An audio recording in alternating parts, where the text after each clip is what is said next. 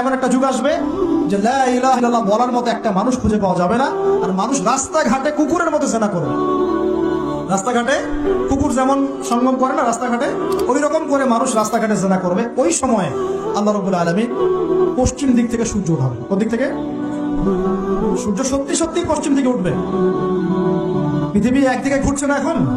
কে জানে আল্লাহ পাক পৃথিবীর ঘূর্ণন থামিয়ে উল্টা দিকে ঘোরাতে পারেন, পারেন না? অবশ্যই পারেন। আল্লাহ পাকের জন্য এটা খালি বলা, কুন ফায়াকুন, হও হবে। পুরো বিশ্বের বড় বড় ডিপার্টমেন্ট গুলো কারা নিয়ন্ত্রণ করছে? আমরা নিয়ন্ত্রণ করছি? জি না। এমনকি খ্রিস্টানরাও নিয়ন্ত্রণ করছে না, বরং ওরাই নিয়ন্ত্রণ করছে। আপনাকে গভীরে ঢুকতে হবে তো। তার মানে সে আত্মপ্রকাশ না করলেও তার অনুসারীরা তো মাশাআল্লাহ শক্তিশালী হয়ে গেছে কিনা? তার মানে সময় কাছে না দূরে? আচ্ছা, এটা বোঝার জন্য কি ভবিষ্যৎবাণী করা লাগে, গণক হওয়া লাগে, জ্যোতিষী হওয়া লাগে? এটা বোঝার জন্য কোরআন সুন্নাহর সাথে শেষ জামানা স্টাডি করলেই হয়। Economics, world affairs, history study করলেই বুঝতে পারেন। হৃদয়ের চোখ খুলে যাবে ইনশাআল্লাহ। আল্লাহ পাক বোঝার তৌফিক দান করুন। এখন সে বের হয়ে বিশ্বটাকে শাসন করবে ঠিক, কিন্তু তার সাথে লড়াই করার ক্ষমতা ওই সময় মুসলিমদের থাকবে। তখন আল্লাহ পাক পাঠাবেন ওই যে সত্যিকারের মাসিহ ঈসা আলাইহিস সালাম, তাকে পাঠাবেন। তিনি নামবেন সিরিয়ায়। কোন দেশে? সিরিয়ার দামেস্কে তিনি নামবেন দুজন ফেরেশতার কাঁধে ভর দিয়ে। তখন তার চুলগুলো দিয়ে টপ টপ করে মুক্তার মতো পানি ঝরতে থাকবে, এমনটা হাদিসে বলা হয়েছে। সুবহানাল্লাহ। এত এত স্পেসিফিকলি হাদিসে বলা হয়েছে এটা হবে, এইটা হবে, ওইটা হবে, একদম স্পেসিফিক।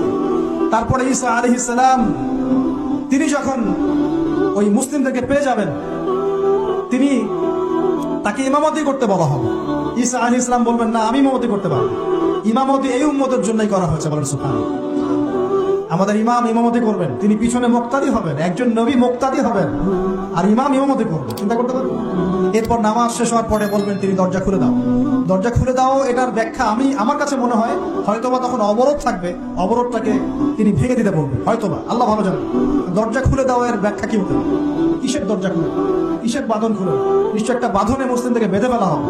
তিনি ওটার বিরুদ্ধে মুসলিমদেরকে ঝাঁপিয়ে পড়তে বলবেন। তখন দাজ্জালের সাথে তার দেখা হবে।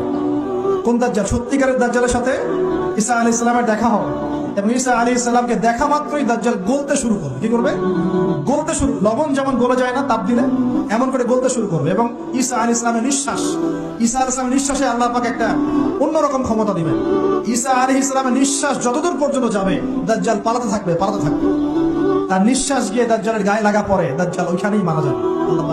আল্লাহ পাক এই শুধু তাকে নয়, তার সমস্ত অনুসারীদেরকে আল্লাহ পাক সেখানে মেরে ফেলবে মুসলিমদের হাতে। কার হাতে?